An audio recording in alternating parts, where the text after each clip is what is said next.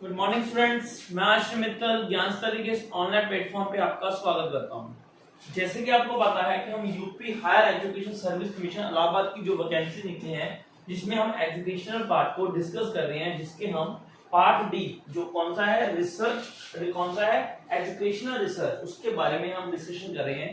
इससे पहले हमारी 7 वीडियोस इस टॉपिक के रिगार्डिंग आ चुकी हैं, आपके टॉपिक्स के रिगार्डिंग आ चुकी हैं। जिन्होंने वो वीडियोस नहीं देखी, प्लीज पहले वो वीडियोस को जरूर देख लो, ताकि आप हर एक चीज को सिस्टमैटिक वे में समझ सकें। आज जो हमारा टॉपिक्स है, आपका जो टॉपिक है tools and techniques, tools and techniques की बात करेंगे, उसके कैरेक्टरिस्टिक्स की बात करेंगे, उसके यूजेस की बात करेंगे। कौन से टूल्स होते हैं रिसर्च में, डाटा कलेक्शन के लिए जो यूज किए जाते हैं, कौन सी रिसर्च में इसको यूज किया जाता है, वो सारा आज हम वन बाय वन डिस्कस करेंगे। अलग अलग पॉइंट्स को डिस्कस करेंगे, कुछ वो पॉइंट्स भी बात करेंगे, कुछ उन टॉपिक को भी बात करेंगे जो आपके सिलेबस में मेंशन नहीं है, पर डाटा कलेक्शन के लिए उसका यूज किया जाता है और पेपर के पॉइंट ऑफ व्यू से बहुत इंपॉर्टेंट है, बहुत इंपॉर्टेंट है। सबसे पहले देखो हम बात कर रहे हैं, फर्स्ट हम बात कर रहे हैं ऑब्जर्वेशन।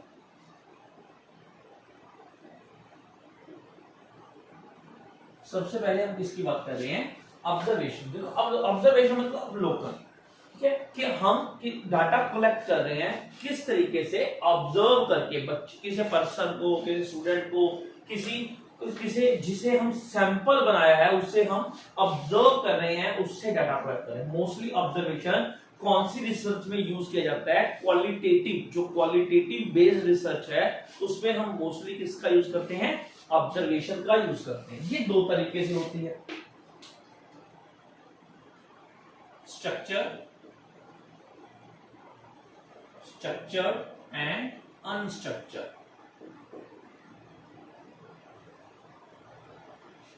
हाँ जी, स्ट्रक्चर कौन सी होगी, स्ट्रक्चर कौन सी होगी मतलब इसमें हम क्या बात करेंगे, इसको हम क्या बोल सकते हैं, डिस्क्रिप्टिव, मतलब जिसमें सब कुछ डिस्क्राइब होगा। स्ट्रक्चर मतलब जिसमें प्रॉपर हमने पहले नॉर्म बनाए हुए हैं, किस तरह से ऑब्जर्वेशन होगी, किसे ऑब्जर्वेशन होगी, ठीक है। इसे हम किससे जोड़ सकते हैं, डिस्क्रिप्टिव के साथ।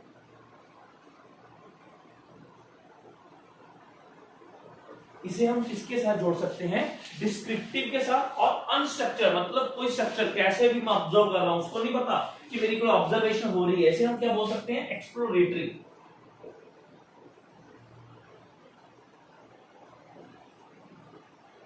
इसमें हम इसको किसके साथ कर सकते हैं, एक्सप्लोरेटरी,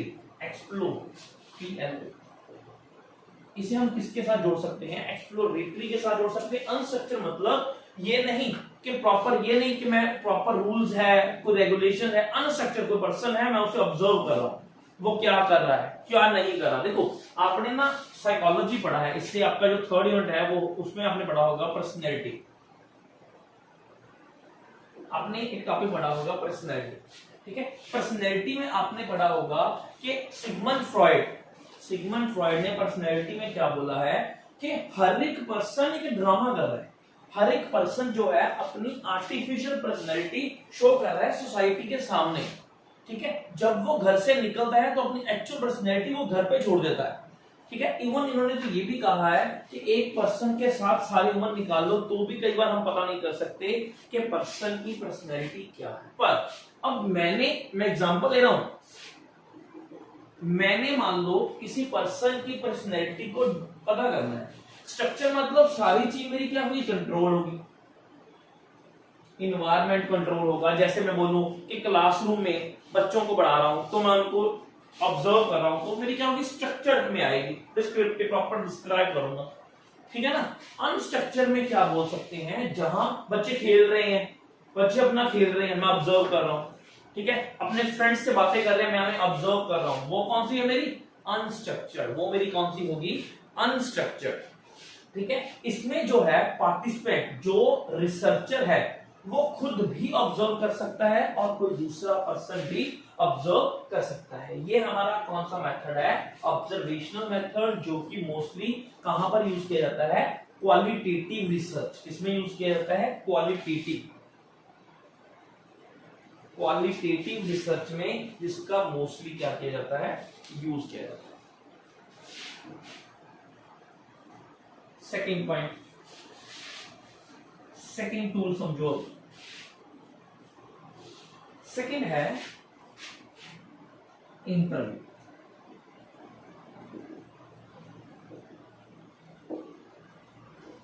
सेकंड क्या है? इंटरव्यू। देखो पहले बात याद रखना, जो इंटरव्यू है इससे हमें कौन सी इंफॉर्मेशन मिलती है? First hand.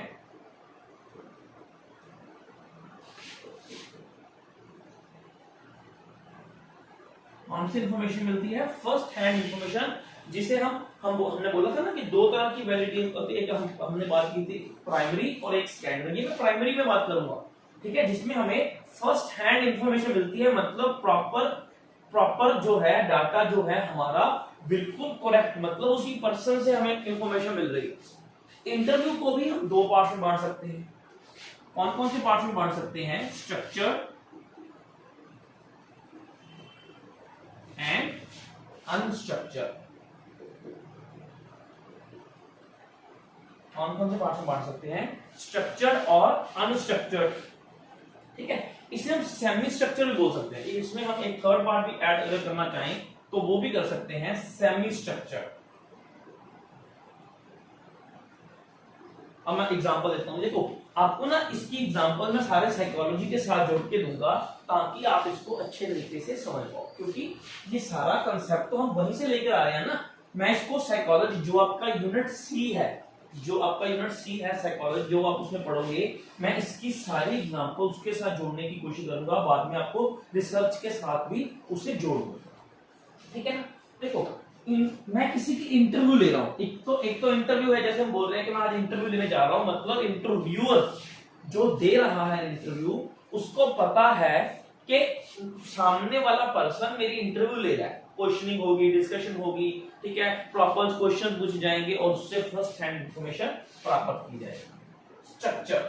अनस्ट्रक्चर मतलब जैसे नॉर्मली कई बार देखो हम हर जगह पर हमें कहीं ना कहीं तरीके से हमें ऑब्जर्व किया जा रहा है, या तो वो डायरेक्ट ऑब्जर्वेशन हो रही है, मतलब हमारी एक्टिविटीज को देखा जा रहा है, या हमसे क्वेश्चनिंग हो रही है, हमें नहीं पता। हमसे कई बार इस तरह के क्वेश्चन, आपने एक पर्सन का नाम सुना होगा, एक टेस्ट का नाम सुना होगा, थ्रीमैटिक एपर्सेप्शन टेस्ट, जो कि मॉर्गन और मुर्रे ने बनाया था, जिसे शॉर्टकट में क्या बोलते हैं? PAT, ठीक है, जिसे शॉर्टकट में क्या बोलते हैं? PAT। मैं आपको जस्ट एग्जांपल दे रहा हूं, ठीक है ना। जो ये थ्रीमैटिक एपर्सेप्शन टेस्ट है, जो मॉर्गन और मुर्रे ने बनाया, मॉर्गन ने बनाया, मुर्रे ने डेवलप किया, ठीक है। इसमें जो टेस्ट है, इसमें किस तरह से टेस्ट ये बनाया गया, किस तरह से बच्चे की पर्सनैलिटी को इसमें जज किया जाता है कि बच्चे को कुछ पिक्चर्स दी जाती हैं, क्लियर, उससे बोला जाता है कि मेरे को नॉर्मली ये पिक्चर्स अनक्लियर्ड है, उसे बोला जाता है कि इस पिक्चर्स को एक्सप्लेन करो, ठीक है ना, इस पिक्चर्स को एक्सप्लेन करो। तो बच्चा क्या है, नॉर्मली उस पिक्चर्स को एक्सप्लेन करता है, पर एक्चुअल में वो क्या चल रही है, उसकी एक तरह की इंटरव्यू चल रही है। कौन सी इंटरव्यू चल रही है? अनस्ट्रक्चर्ड इंटरव्यू चल रही है। उसको नहीं पता कि उसे जज किया जा रहा है। एक्चुअल में क्या माना जाता है, जब भी कोई किसी अनक्लियर कार्ड्स को देखकर कोई भी अनक्लियर कार्ड को देखकर कोई एक्सप्लेनेशन कर रहा है, तो हमेशा वो खुद की एक्सप्लेनेशन, उससे उसकी पर्सनैलिटी को जज किया जा रहा है। कौन से तरीके से? अनस्ट्रक्चर्ड तरीके से। कौन से तरीके से?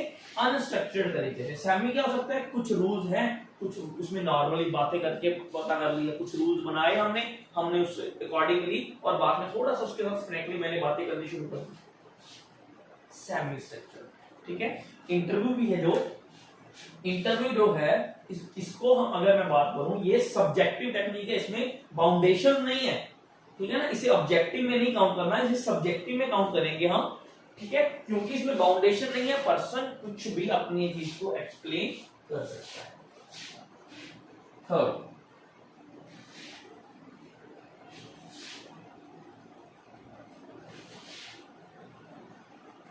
थर्ड हम बात कर रहे हैं ऑटोबायोग्राफी। थर्ड हमारी टेक्निक क्या है? ऑटोबायो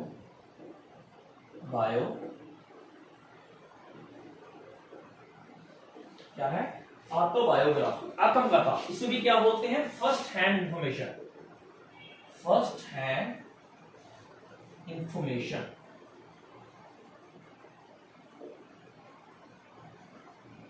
इसी में क्या बोलते हैं, फर्स्ट हैंड इंफॉर्मेशन।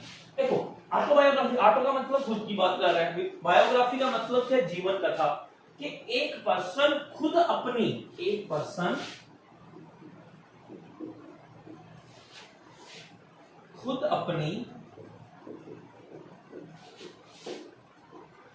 आत्मकथा लिख रहा है।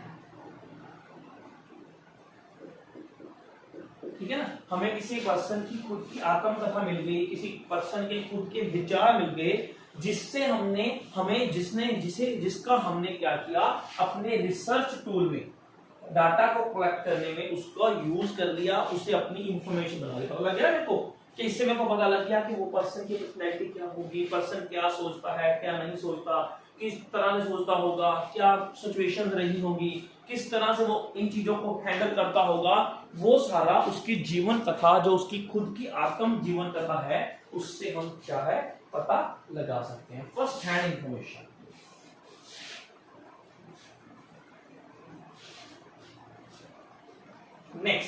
नेक्स्ट है फोर क्यूमुलेटिव रिकॉर्ड। नेक्स्ट हम बात कर रहे हैं क्यूमुलेटिव रिकॉर्ड। ये जो क्यूमुलेटिव रिकॉर्ड है, ये एकेडमिक भी हो सकते हैं, ये नॉन एकेडमिक भी हो सकते हैं। ये एकेडमिक भी हो सकते हैं, नॉन एकेडमिक भी हो सकते हैं।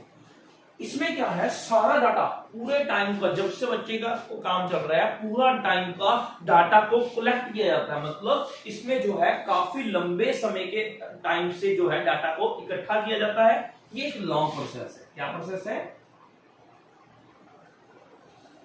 देखो ऑब्वियस है, अगर इतना डाटा, उसका सारा डाटा कलेक्ट करेंगे तो ये लॉन्ग प्रोसेस होगा, कॉम्प्रिहेंसिव डाटा होगा।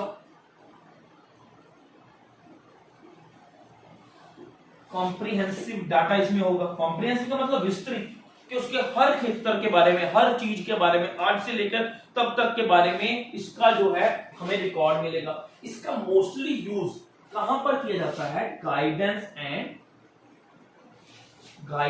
And counselling. इसका जो यूज है वो किसमें किया जाता है, गाइडेंस एंड काउंसलिंग। कि जब बच्चे को कोई गाइडेंस देनी हो, जब बच्चे की किसी प्रॉब्लम के लिए काउंसलिंग करनी हो, तो काउंसलर जो है क्यूमुलेटिव रिकॉर्ड को अपना एक पार्ट बनाता है, एक डाटा कलेक्शन का पार्ट बनाता है, जिसे पढ़कर वो बच्चे की खूबियों को पहचानने की कोशिश करता है। फॉर एग्जाम्पल देता हूं आपको, एक एग्जाम्पल देता हूं क्यूमुलेटिव रिकॉर्ड। जस्ट एग्जाम्पल है, देखो एक बच्चे ने शुरू से लेके आज तक, एक बार लो मैं बोलूं कि एक बच्चे को कौन सी प्रॉब्लम है, डिसलेक्सिया। देखिए ना मूवी अपने तारे जमीन पे, आपने देखी ना तारे जमीन पे, ईशान लड़का है, ठीक है। तो इसमें क्या है, अब उसका जो टीचर है वो क्या कर रहा है, उसका सारा डाटा कलेक्ट कर रहा है, पुरानी कॉपीज देख रहा है। चलो वो तो एक एग्जांपल है, वो तो एक रिकॉर्ड का मतलब पूरा रिकॉर्ड बनाया जाता है उसमें, ठीक है। उसने सारा रिकॉर्ड देखा कि इसने क्या शुरू से कंपटीशन में पार्टिसिपेट किया, किसमें ये आगे है, किसमें ये पीछे है, कौन सा काम ये करना पसंद करता है, पेरेंट्स के साथ क्या रिलेशनशिप है। जैसे हम बात करते हैं डीप स्टडी की, केस स्टडी की, उसमें स्टडी करते हैं, ये उसका सारा रिकॉर्ड होता है।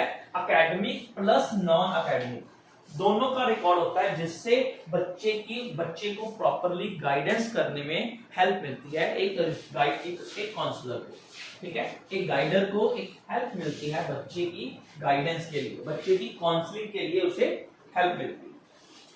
नेक्स्ट है एनेक्डोटल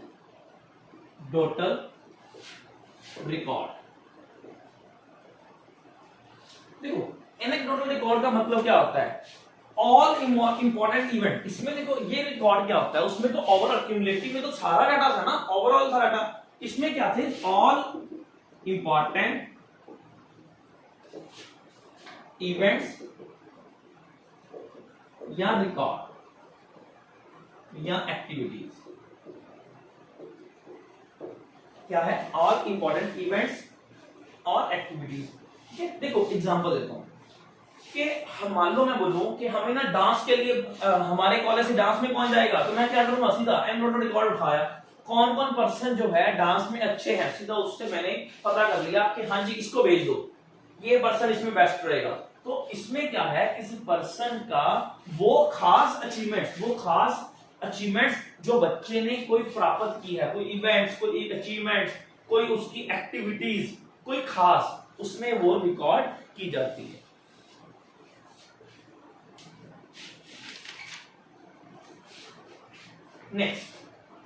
नेक्स्ट हम बात कर रहे हैं questionnaire.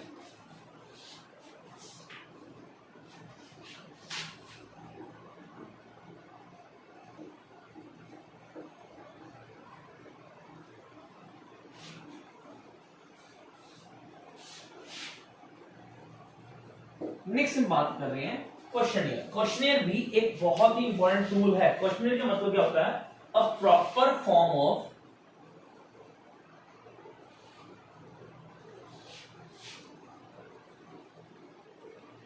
Question,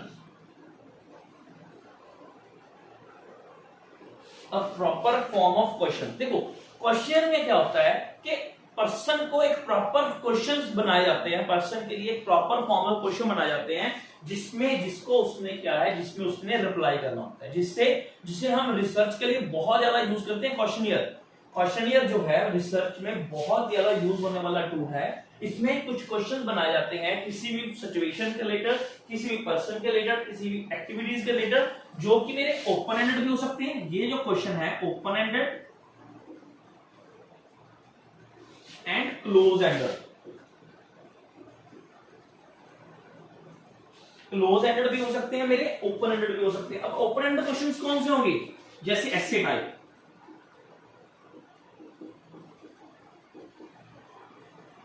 essay type question is called open ended question। close ended questions कौन से होंगे, जैसे MCQs, ट्रू फॉल्स, ठीक है ना, फिलिंग द ब्लैंक्स।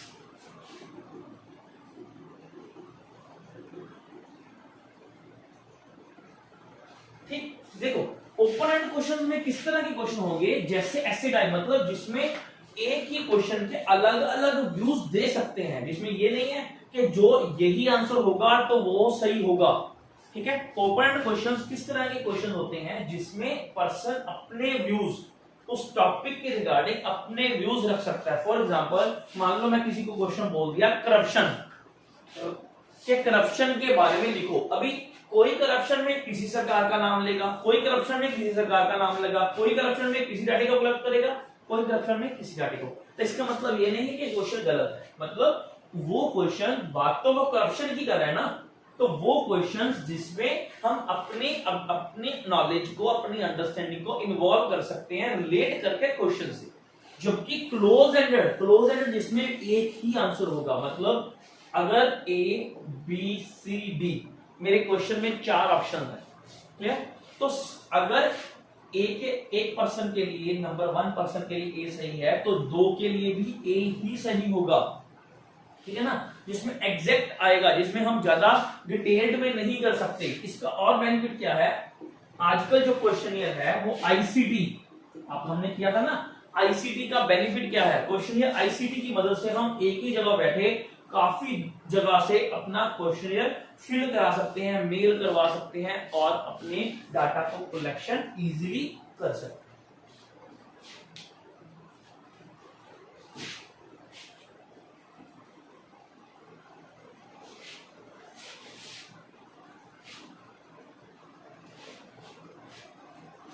नेक्स्ट है रेटिंग स्केल। कौन सा पॉइंट है,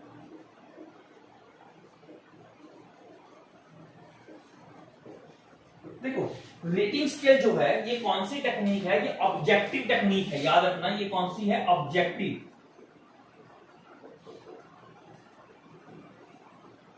ऑब्जेक्टिव टेक्निक है। इसमें क्या है, बच्चे को रेट दिया जाता है, रेटिंग दी जाती है, उसके हिसाब से बच्चे की जजमेंट की जाती है, बच्चे के बारे में, जो टॉपिक के बारे में जजमेंट की जाती है कि किस तरह से जो है रिसर्च हो सकती है। फॉर एग्जांपल देखो बिग बॉस देखते होंगे आप, ठीक है, चलो नॉर्मल एग्जांपल लेता हूं, मान लो मैं बोलूं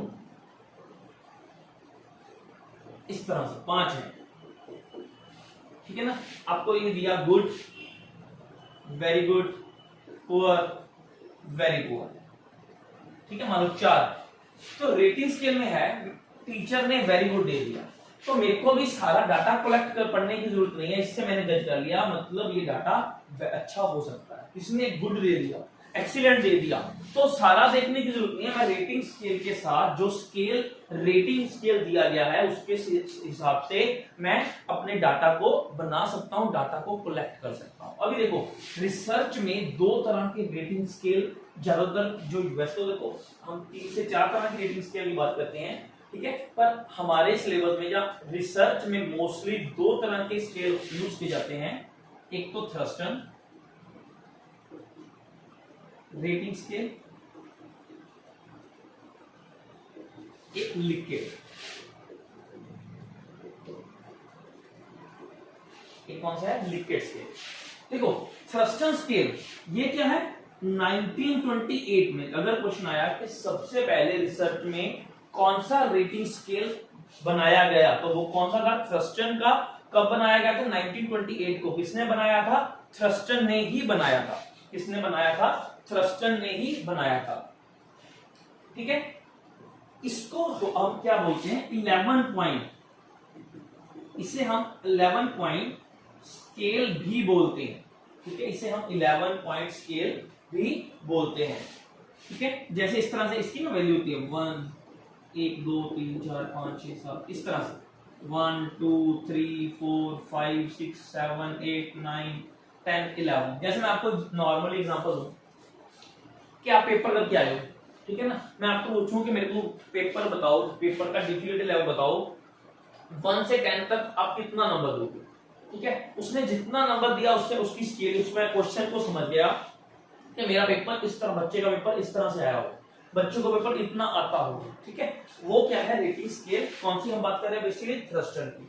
और लिकेट, लिकेट कब आया था, 1932। अगर क्वेश्चन आया कि सबसे ज्यादा यूज होने वाला रेटिंग स्केल रिसर्च में कौन सा है, तो वो कौन सा है, लिकेट स्केल। इसे 5 पॉइंट, इसे 5 पॉइंट स्केल भी बोलते हैं। इस तरह से bad, sorry very bad, bad, not answer, good, very good, ठीक है ना। इस तरह से ये स्केल जो है हमारा बनाया जाता है, लिकेट स्केल। क्लियर, याद रखना लिकेट स्केल और थ्रस्टन स्केल भी आपके एग्जाम के पॉइंट ऑफ व्यू से इंपॉर्टेंट है। किसे 5 पॉइंट बोलते हैं, किसे 11 पॉइंट बोलते हैं, टाइम की क्या है, ठीक है, ये सारा क्वेश्चन आपके पेपर में आ सकता है। नेक्स्ट है सोशियोग्राम। नेक्स्ट कौन सा है, सोशियोग्राम, जिसे हम सोशियोमेट्रिक बोलते हैं, जिसे हम सोशियोमेट्री भी बोलते हैं। देखो सोशियोग्राम और सोशियोमेट्री में हम किसकी बात करते हैं, ह्यूमन रिलेशनशिप।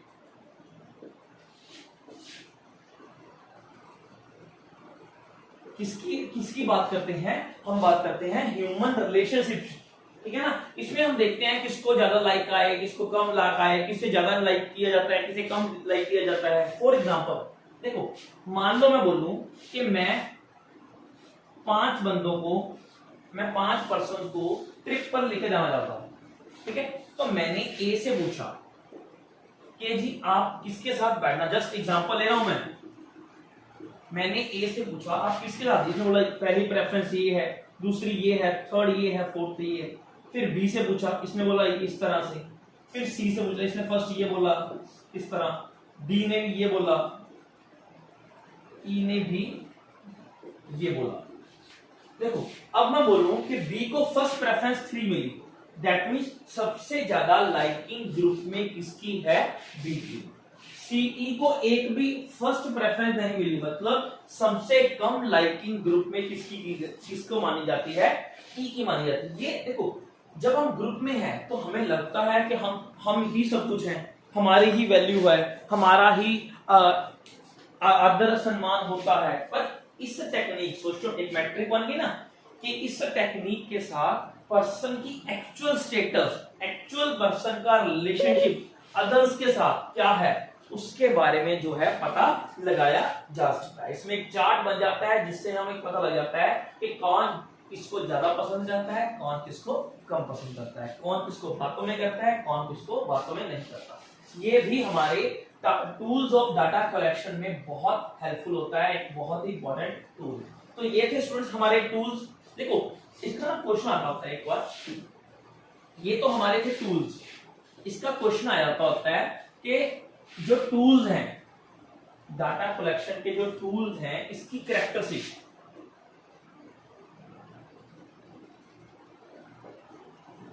ठीक है, कैरेक्टरिस्टिक्स क्या है। तो याद रखना इसकी मेन 3 कैरेक्टरिस्टिक्स हैं। कौन कौन सी हैं? सबसे पहले हम बात करते हैं validity, second reliability and third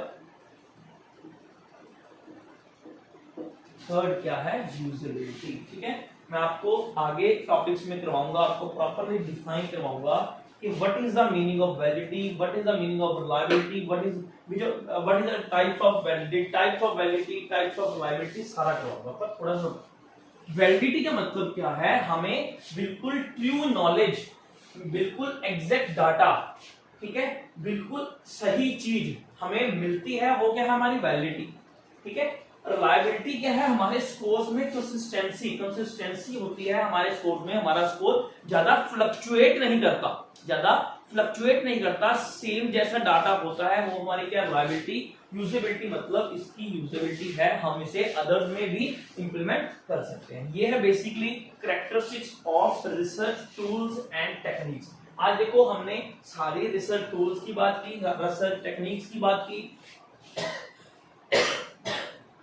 हमने बात की कि कौन कौन से टूल्स का कहां यूज कर सकते हैं और क्या क्या कैरेक्टरिस्टिक्स हैं हमारे रिसर्च टूल्स और टेक्निक्स की। तो देखो हमारा ये भी हो गया कंसेप्ट। नेक्स्ट कंसेप्ट हम करेंगे हमारे 3 या 4 टाइप्स। डिस्क्रिप्टिव रिसर्च कौन सी होती है, हिस्टोरिकल रिसर्च कौन सी होती है, एक्स पोस्ट फैक्टो रिसर्च कौन सी होती है, और हम बात करेंगे फील्ड रिसर्च कौन सी होती है। हम नेक्स्ट लेक्चर में, नेक्स्ट वीडियो में हमारी ये जो टाइप्स हैं वो हम करेंगे। देखो हम बिल्कुल आपके सिलेबस के हिसाब से चल रहे हैं, जिस तरह से आपका सिलेबस मेंशन है हम उसी तरह से अपने टॉपिक्स को डिफाइन करें। स्टूडेंट्स जुड़े रहें, लाइक करें, अच्छा लगा हो तो लाइक करें, कोई प्रॉब्लम आ रही है तो कमेंट करें, ठीक है, शेयर करें स्टूडेंट्स के साथ, ठीक है, ज्यादा से ज्यादा बच्चों को एंजॉय करने की कोशिश करें। Thank you.